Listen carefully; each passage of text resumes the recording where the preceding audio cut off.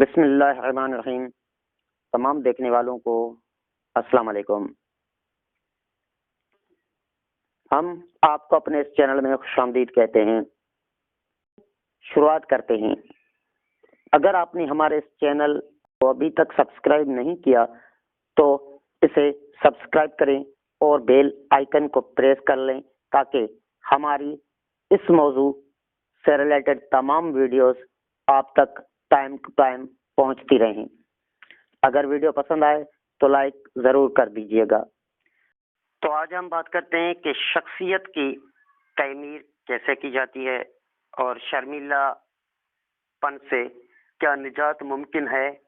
کیا شرمیلے پن سے نجات پا کر ہم اپنی شخصیت کی تعمیر کر سکتے ہیں؟ تو شخصیت کی تعمیر کے لیے لوگوں سے ملنا جلنا ضروری ہے۔ اگر کوئی شخص سکون کی تلاش میں نہیں بلکہ اپنے شرمیلے پن کو چھپانے کے لیے لوگوں سے ملنا جلنا چھوڑ دے گا تو شخصیت کی نشو و نما بالکل رک جائے گی۔ اس طرح اس کے ذہن میں ایک مسلسل کشمکش شروع ہو جائے گی۔ یہ کشمکش اور ان کے درمیان ہوگی۔ ایک طرف تو دوست بنانے کی فطری خواہش ہوگی اور دوسری طرف لوگوں سے خوف کا احساس ہوگا، اور آخرکار ایسا شخص یہ فیصلہ کرے گا کہ اسے ہر چیز سے لا تعلق ہو جانا چاہیے۔ ایک لڑکی جس کا کہنا تھا کہ میں چاہتی ہوں کہ میں معقول رویہ اختیار کروں، آخر میں کیوں لوگوں سے ملتے ہوئے نروس ہو جاتی ہوں اور مجھ پر گھبراہٹ طاری ہو جاتی ہے۔ مجھے اس کی کوئی وجہ دکھائی نہیں دیتی۔ میں خوبصورت بھی ہوں اور ذہین بھی۔ میں سوچتی ہوں کہ مجھے لوگوں سے ملتے ہوئے ہرگز نہیں گھبرانا چاہیے، لیکن اس کے باوجود بھی میں جب لوگوں سے ملتی ہوں مجھے پسینہ آ جاتا ہے اور میرے پاؤں لڑکھڑانے لگتے ہیں۔ مجھے لوگوں سے ملنے اور ان سے بات کرنے سے نفرت ہے۔ میں چاہتی ہوں کہ میں سب سے پیچھے کھڑی رہوں، جہاں سے مجھے کوئی نہ دیکھ سکے، بلکہ میرا دل یہ چاہتا ہے کہ میں محفل سے غائب ہو جاؤں۔ اگر لوگ اپنی باتیں روک کر میری بات سننے کے لیے میری طرف متوجہ ہوتے ہیں تو میرے لیے بات کرنا مشکل ہو جاتا ہے اور میرا گلا خشک ہو جاتا ہے۔ میں بہت سوچتی ہوں لیکن میری سمجھ میں بالکل نہیں آتا کہ آخر میری اس گھبراہٹ اور شرمیلے پن کی بیماری کی وجہ کیا ہے۔ چاہے اس لڑکی کی سمجھ میں اپنے شرمیلے پن کی کوئی وجہ آئے یا نہ آئے، لیکن حقیقت یہ ہے کہ ہمارے ہر رویے کی کوئی نہ کوئی نفسیاتی وجہ ضرور ہوتی ہے۔ اگر ہم اپنی کمزوریوں کو سمجھ جائیں تو مطلب یہ ہوگا کہ شرمیلے پن کے مرض کے خلاف ہم نے آدھی جنگ جیت لی ہے، کیونکہ اپنی کمزوریوں کو سمجھنے کے بعد ہی ہم ان وجوہات کا پتہ لگا سکتے ہیں جو ان کمزوریوں کا باعث بنی ہیں، اور اس طرح ہم وہ راہ تلاش کر سکتے ہیں جس پر چل کر ہم اپنی ذات میں خود اعتمادی پیدا کر سکتے ہیں اور شرمیلے پن سے نجات حاصل کر سکتے ہیں۔ شرمیلے پن سے نجات کیسے ممکن ہے؟ اگر آپ میں خود اعتمادی نہیں اور آپ شرمیلے پن کے مرض میں مبتلا ہیں تو پھر آپ کو چاہیے کہ حقائق کو تسلیم کریں۔ یہ بات تسلیم کریں کہ آپ تنہائی کی زندگی سے تنگ آ چکے ہیں اور لوگوں کے ساتھ ملنا جلنا اور دوست بنانا چاہتے ہیں۔ آپ کو یہ بات اپنے ذہن سے نکال دینی چاہیے کہ آپ شرمیلے پن سے کبھی نجات حاصل نہیں کر سکتے۔ آپ نجات حاصل کر سکتے ہیں۔ خود اعتمادی پیدا کرنے اور شرمیلے پن سے نجات حاصل کرنے کے لیے دو باتیں انتہائی ضروری ہیں۔ پہلی بات تو یہ ہے کہ آپ لوگوں کے ساتھ ملنے جلنے اور دوست بنانے کی خواہش کو دبانا چھوڑ دیں، اور دوسری بات یہ ہے کہ خود کو دھوکہ دینا چھوڑ دیں اور اپنی کمزوریوں کا سامنا کریں۔ ان کمزوریوں کو تسلیم کرنے کے بعد ہی آپ ان کی وجوہات تلاش کر سکتے ہیں۔ اکثر نفسیاتی امراض کی جڑیں بچپن کی زندگی ہوتی ہیں۔ یہ وہ زمانہ ہوتا ہے جب ہم بالکل ناتجربے کار ہوتے ہیں اور کسی بات کا تجزیہ نہیں کر سکتے۔ بچپن کے دور میں دوسرے لوگوں کے ساتھ اور خاص طور پر اپنے والدین کے ساتھ ہمارے تعلقات بڑی اہمیت رکھتے ہیں۔ چنانچہ یہ تعلقات اگر خوشگوار ہوں تو ہم آگے چل کر نفسیاتی اعتبار سے صحت مند ہوں گے، لیکن اگر یہ تعلقات ناخوشگوار ہوں تو ان کی تلخی نفسیاتی الجھنوں کی شکل میں ہمیں ہمیشہ پریشان کرتی رہے گی۔ بچوں کی خوشی کا انحصار عموماً بزرگوں کے رویے پر ہوتا ہے۔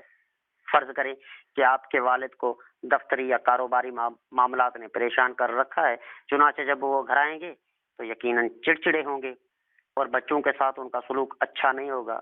جو ہی بچے محبت اور شفقت کی تلاش میں باپ کی طرف بڑھیں گے، باپ انہیں نہ صرف دھتکار دے گا بلکہ ہو سکتا ہے کہ باپ بچوں کے ساتھ بدسلوکی کا مظاہرہ کرے یا ان پر نکتہ چینی کرے۔ اکثر باپ کے علاوہ دوسرے بزرگ بھی بچوں کے ساتھ اسی قسم کا رویہ اختیار کرتے ہیں۔ اس قسم کا رویہ بچوں کے ذہن میں کئی طرح کی نفسیاتی الجھنیں پیدا کر دیتا ہے۔ چنانچہ جب وہ بڑے ہو جاتے ہیں تو انہیں یہ پتہ نہیں چلتا کہ اگر وہ دوسروں کی طرف محبت کے جذبے کے تحت قدم بڑھائیں گے تو دوسرے جواب میں کیا رویہ اختیار کریں گے۔ آیا وہ ان کی محبت کا جواب محبت سے دیں گے یا انہیں دھتکار دیں گے اور ذلیل کریں گے؟ اس طرح ہمیں لوگوں کے رویے کے بارے میں یقین نہیں رہتا۔ دنیا میں ہر طرح کے لوگ ہوتے ہیں جن کا مزاج الگ الگ ہوتا ہے، بلکہ بعض اوقات تو ایسا ہوتا ہے کہ وہ لوگ بھی جن کے بارے میں ہمیں یقین ہوتا ہے کہ وہ ہم سے اچھا سلوک کریں گے، مختلف رویہ اختیار کر لیتے ہیں۔ اس طرح اس بے یقینی میں جس کی بنیاد بچپن میں پڑ چکی ہوتی ہے مزید اضافہ ہوتا جاتا ہے۔ ایک ایسا شخص جسے بچپن میں دھتکارا جاتا رہا ہو اور اس کی محبت کا جواب محبت سے نہ دیا گیا ہو، جب بڑا ہوتا ہے اور لوگوں سے ملتا ہے تو اسے پھر اسی قسم کا تجربہ ہوتا ہے اور کئی بار اسے محبت کے جواب میں ذلت ملتی ہے اور اسے شدید دکھ پہنچتا ہے۔ اس طرح وہ شخص بے یقینی کا شکار ہو جاتا ہے۔ اسے یہ پتہ نہیں چلتا کہ اگر وہ لوگوں کی طرف بڑھے گا تو لوگ اس کا خیر مقدم کریں گے یا نہیں۔ وہ کسی کو دیکھ کر خوش ہوگا تو کیا دوسرا شخص بھی اسے دیکھ کر خوش ہوگا یا نہیں، وغیرہ وغیرہ۔ چنانچہ جب ایک ایسا شخص جو دوسروں کے لیے اچھے جذبات رکھتا ہو اور انہی جذبات کے تحت ان سے ملتا ہو، لیکن دوسرے لوگ اس کی قدر کرنے کے بجائے اس سے برا سلوک کرتے ہوں تو وہ رفتہ رفتہ لوگوں سے بیزار ہو جائے گا اور جب بھی اسے لوگوں سے ملنا پڑے گا اس پر گھبراہٹ طاری ہو جائے گی۔ اپنی ذات میں خود اعتمادی پیدا کرنے اور شرمیلے پن سے نجات حاصل کرنے کے لیے ضروری ہے کہ ہم ان نفسیاتی امراض کا سبب تلاش کریں، لیکن یہ کام اتنا آسان نہیں۔ اس کی وجہ یہ ہے کہ ہمارا ذہن ایسی تمام باتوں کو جو تکلیف دہ ہوں یا یاد نہیں رکھتا، بلکہ جان بوجھ کر یہ کوشش کرتا ہے کہ ان تکلیف دہ یادوں کو بھلا دیا جائے۔ اس دبانے یا بھول جانے کے عمل کو ریپریشنز کہتے ہیں۔ ہم ناخوشگواریوں کو دبا دیتے ہیں، انہیں اپنے شعور سے نکال کر تحت الشعور کے تہ خانے میں دفن کر دیتے ہیں اور یہ کوشش کرتے ہیں کہ ذہن میں صرف وہ خیالات رہیں جو خوشگوار ہیں۔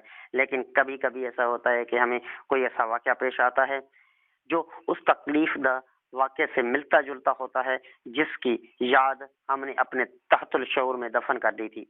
چنانچہ فوراً ہی ہمارا تحت الشعور کروٹ لیتا ہے اور وہ تکلیف دہ احساس ابھرنے لگتا ہے جسے ہم نے دبا رکھا تھا۔ ایسی صورت میں یہ اصل واقعہ یاد نہیں آتا، بلکہ اس واقعے کی وجہ سے ہم نے جو اذیت اور تکلیف محسوس کی تھی صرف اس کا احساس ابھرتا ہے اور ہمیں خوف اور گھبراہٹ محسوس ہوتی ہے۔ ہم اس بات کو ایک مثال سے واضح کرتے ہیں۔ فرض کریں کہ آپ اسکول کے ایک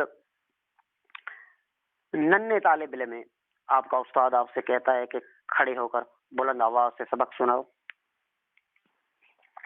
آپ کا استاد چڑچڑا اور ظالم ہے، آپ کھڑے ہو جاتے ہیں اور چاہتے ہیں کہ ظالم اور چڑچڑے استاد کو فر سبق سنا کر اسے خوش رکھیں۔ فر سبق سنانے کی خواہش آپ پر اتنا شدید غلبہ حاصل کر لیتی ہے کہ آپ میں ایک طرح کا ہیجان اور گھبراہٹ پیدا ہو جاتی ہے اور آپ نروس ہو جاتے ہیں، آپ کا گلا خشک ہو جاتا ہے اور آپ ہنک لانے لگتے ہیں۔ سبق پڑھنا آپ کے لیے مشکل ہو جاتا ہے اور آپ اپنے ہم جماعت ساتھیوں میں خود کو کم تر محسوس کرنے لگتے ہیں۔ استاد آپ کو ڈانٹتا ہے اور آپ کو نالائق اور کند ذہن قرار دیتا ہے۔ آپ کے ساتھی آپ پر ہنستے ہیں، آپ سوچتے ہیں کہ آپ کا استاد آپ کو امتحان میں فیل کر دے گا، کیونکہ آپ کے ساری کائنات گھر اور اسکول پر مشتمل ہے، لہذا آپ یہ سمجھتے ہیں کہ ساری دنیا آپ کا مذاق اڑا رہی ہے اور آپ اس دنیا کی سب سے حقیر مخلوق ہیں، آپ خود ذہن ہیں اور نالائق ہیں۔ یہ واقعہ آپ کے ذہن کی گہرائی میں اتر جاتا ہے، اگرچہ یہ ایک معمولی واقعہ ہے، لیکن آپ کے ننھے اور معصوم ذہن کے لیے اس واقعے کی اہمیت بہت زیادہ ہے۔ آپ کو یہ واقعہ بہت بڑا اور اہم محسوس ہوتا ہے۔ آپ کم سن ہیں، اس لیے واقعے کی حقیقت کا تجزیہ نہیں کر سکتے۔ ذہن اس تلخ داستان کو بھولنا چاہتا ہے، چنانچہ ایسا ہی ہوتا ہے۔ یہ واقعہ آپ کے شعور سے تحت الشعور میں منتقل ہو جاتا ہے۔ بظاہر آپ اس واقعے کو بھول جاتے ہیں، لیکن آپ کے تحت الشعور میں اس کی یاد محفوظ رہتی ہے۔ جب آپ بڑے ہو جاتے ہیں تو ایک روز اچانک آپ کو اپنا استاد دکھائی دیتا ہے۔ آپ کو حیرت ہوتی ہے کہ میں اس شخص سے کیوں خوف محسوس کرتا تھا۔ آپ جوان ہو چکے ہیں۔ آپ کا پرانا استاد یہ آپ کے لیے ایک عام شخص ہے۔ وہ آپ کی نہ تو تذلیل کر سکتا ہے اور نہ ہی کوئی نقصان پہنچا سکتا ہے، لیکن استاد کا وہ سلوک جو اس نے بچپن میں آپ کے ساتھ کیا تھا یقیناً آپ کو نقصان پہنچا سکتا ہے، کیونکہ اس سلوک کی یاد آپ کے تحت الشعور میں محفوظ ہے، اگرچہ آپ کو اصل واقعہ بالکل یاد نہیں۔ یاد رکھیے کہ آپ کا تحت الشعور دلائل کو نہیں سمجھتا۔ تحت الشعور کی کاروائی عقل کے تقاضوں کے مطابق نہیں ہوتی۔ آپ کے تحت الشعور میں آپ کا پرانا استاد ایک علامت کی شکل میں موجود ہے۔ یہ علامت ایک طرح کا خوف ہے، یقینی لوگوں کے سامنے مضحکہ خیز اور حقیر نظر آنے کا خوف۔ ہم آگے دیکھیں گے کہ بچپن کے وہ تلخ واقعات کے ہماری آنے والی زندگی پر کون کون سے اثرات مرتب کرتا ہے۔ آج کے لیے بس اتنا ہی۔